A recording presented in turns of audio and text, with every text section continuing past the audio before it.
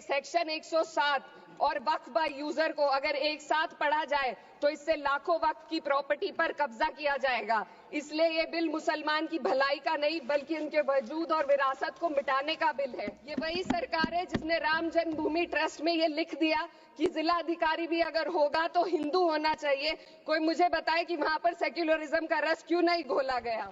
इकरा हसन का वक्फ बोर्ड पर लोकसभा में जोरदार भाषण, सरकार पर साधा निशाना। समाजवादी पार्टी की सांसद इकरा हसन ने लोकसभा में वक्फ संशोधन विधेयक पर चर्चा के दौरान एक प्रभावशाली भाषण दिया। कैराना से सांसद इकरा हसन ने इस विधेयक को लेकर केंद्र सरकार की मंशा पर सवाल उठाए और वक्फ बोर्ड के अधिकारों को कमजोर करने के प्रयास की कड़ी आलोचना की। उनके भाषण ने सदन में मौजूद सदस्यों का ध्यान खींचा और सोशल मीडिया पर भी इसकी खूब चर्चा हो रही है। इकरा हसन ने अपने भाषण में कहा, वक्फ बोर्ड एक अल्पसंख्यक स्थान है। हर धर्म की अपनी अपनी कमेटियां और संस्थाएं होती है, लेकिन सरकार सिर्फ वक्फ बोर्ड को ही निशाना क्यों बना रही है। ये उचित नहीं है कि वक्फ बोर्ड के अधिकारों को छीना जाए, जबकि अन्य धार्मिक संस्थाओं में ऐसा कोई हस्तक्षेप नहीं हो रहा। उन्होंने आगे कहा कि ये विधेयक अल्पसंख्यकों के अधिकारों पर हमला है और इसे ईद के जायके को कड़वा करने वाली सौगात करार दिया। उन्होंने मोदी सरकार की असली नीति बताया। सांसद ने वक्फ संपत्तियों से जुड़े लोगों की परेशानियों को भी सदन के सामने रखा।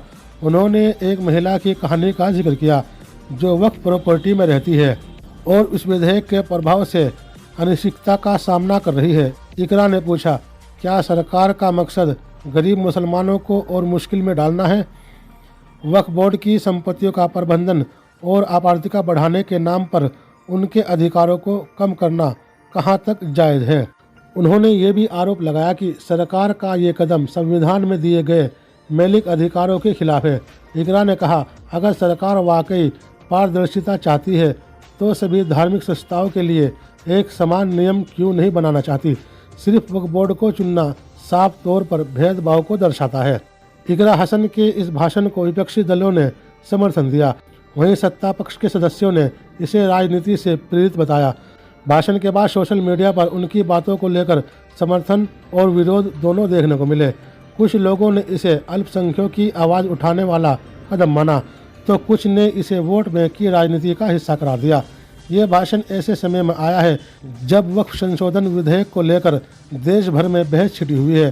सरकार का दावा है कि ये बिल वक्फ संपत्तियों को बेहतर प्रबंधन और दुरुपयोग करने के लिए लाया गया है, लेकिन विपक्ष इसे अल्पसंख्यक विरोधी कदम बता रही है। इकरा हसन का यह बयान निश्चित रूप से इस बहस को और गर्म करने वाला साबित होगा। धन्यवाद सभापति जी। मैं सबसे पहले दाद देना चाहती हूँ इस बिल के टाइमिंग की कि अभी ईद की रौनक बुझी भी नहीं थी और हमारी जड़ों पर एक नया फरमान लाया गया। पहले उत्तर प्रदेश में मुसलमानों को नमाज पढ़ने पर रोक लगाई और फिर सौगात में ये बिल लाया गया। निसार में तेरी गलियों पे है वतन, जहाँ चली है रिवाजों गैर कि कोई ना सर उठाकर चल सके। मैं सभापति जी आपको ये बताना चाहती हूँ कि ईद के मौके पर एक विधवा महिला अपनी लड़की के साथ मेरे पास आई और उसने बताया कि वह एक वक्फ की प्रॉपर्टी में रहती है। वही उसके सर पर छत का काम भी करती है और उसकी रोजी रोटी भी वहीं से आती है। वो इस बिल को लेकर इतनी फिक्रमंद थी कि कहीं उससे वो उसकी संपत्ति ना छीन ली जाए। वो अकेली एक ऐसी महिला नहीं है, ऐसे लाखों लोग हैं जो वक्फ की गरीब महिलाएं जो वक्फ की संपत्ति से अपना रोजगार चला रहे हैं। और ये जो वक्फ बाय यूजर क्लॉज के हटाने से लाखों वक्फ की जायदाद अपना स्टेटस खो देंगी और लाखों लोग इसी तरीके के लोग सड़कों पर आ जाएंगे। वक्फ क्या है? वक्फ बाय यूजर क्या है? इसका ये मतलब है कि कोई जायदाद अगर सालों से दीन और भलाई के कामों के लिए इस्तेमाल हो रही हो तो वो खुद ब खुद वक्फ मानी जाएगी। हिंदुस्तान की अदालतों ने भी इस बात को तस्लीम किया है। वक्फ बाय यूजर सिर्फ वक्फ बोर्ड को ही मिली कोई खास सौगात नहीं है, ये बल्कि सभी अन्य धार्मिक ट्रस्टों को परंपरा और यूज के आधार पर बिना किसी डॉक्यूमेंटेशन के धार्मिक चरित्र को डिक्लेयर करने का राइट मिला हुआ है। भारत के संविधान के आर्टिकल 13 क्लॉज 3 में कस्टम और यूसेज को कानूनी वैधानिकता प्रदान करता है। इसी आर्टिकल से वक्फ बाय यूजर भी निकला गया है। इस बिल के कानून बनने पर वक्फ बोर्ड तो इस प्रोविजन से हाथ धो बैठेगा, लेकिन अन्य धार्मिक ट्रस्टों को यह सुविधा जारी रहेगी। इससे भारतीय संविधान के आर्टिकल 14 और 15 का सीधा उल्लंघन है, जो धर्म और जाति के आधार पर भेदभाव और कानून के सामने सभी की बराबरी पर जोर देता है।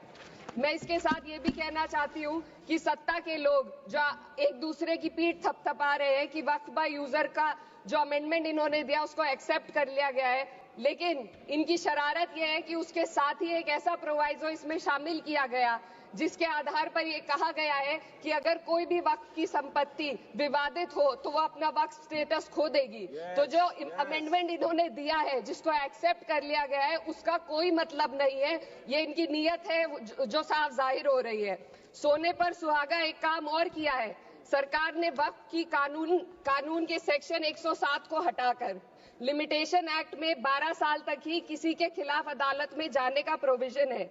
सेक्शन 107 में बोर्ड को लिमिटेशन एक्ट से राहत मिली हुई थी। वक्फ बोर्ड कभी भी अवैध कब्जाधारियों के खिलाफ अदालत जा सकता था। अगर ये सेक्शन ना हो तो अवैध कब्जा करने वाले लोग कानूनी प्रक्रिया का फायदा उठाकर वक्फ की प्रॉपर्टी को हड़प सकते हैं। अन्य धार्मिक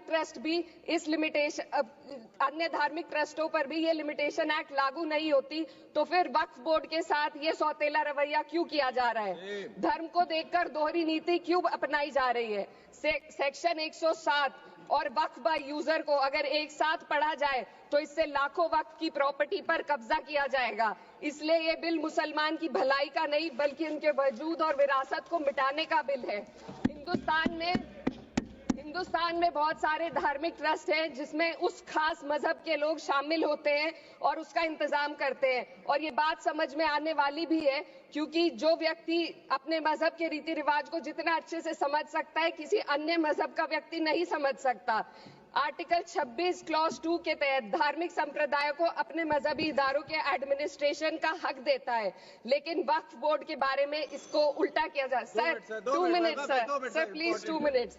सरकार इसे एक सेक्युलर बॉडी मान रही है और इसमें गैर मुस्लिमों को शामिल करने की बात कह रही है। आपके मुंह से सेक्युलरिज्म की बात सुनकर अच्छा लगा, लेकिन अगले ही पल ये भ्रम टूट जाता है क्योंकि आपको सिर्फ दान देने के लिए प्रैक्टिसिंग मुस्लिम का आपने क्लॉज डाला है, लेकिन बोर्ड में बैठने के लिए मुस्लिम होने की कोई आपकी क्लॉज नहीं है। तो इससे आपकी जो दोहरी नीति है वो साफ जाहिर होती है।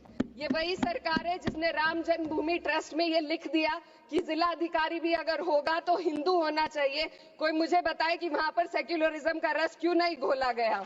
सर आखिर में मैं अपनी बात को खत्म करने से पहले महिलाओं का मुद्दा बार बार उठाया जा रहा है। सरकार का कहना है कि बोर्ड में मुस्लिम महिलाओं को रिप्रेजेंटेशन देंगे।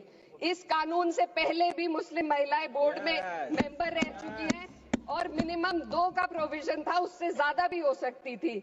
सर मैं ये कहना चाहती हूँ कि सरकार ने महिलाओं के लिए ऐसा कौन सा नया काम किया जिसका ढिंडोरा सरकार का हर सदस्य पीट रहा है?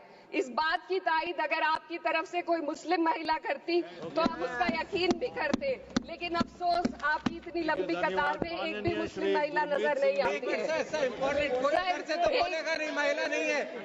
सर मैं खुद एक मुस्लिम महिला हूँ, मैं सिर्फ मैं माइनॉरिटी महिला हूँ। इस सदन में हम सिर्फ 2 महिलाएं हैं और उस नाते से मैं ये बात कहना चाहती हूँ कि इस बिल के माध्यम से मुस्लिम महिलाओं को कुछ नहीं मिल रहा है। ये हमें कुछ नहीं देना चाहते, सिर्फ टोकनिज्म हमारे नाम पर बनाकर एक नैरेटिव मीडिया में चलाना चाहते हैं। तो ये बिल मुसलमान की भलाई का नहीं, उनकी पहचान को मिटाने का है। सर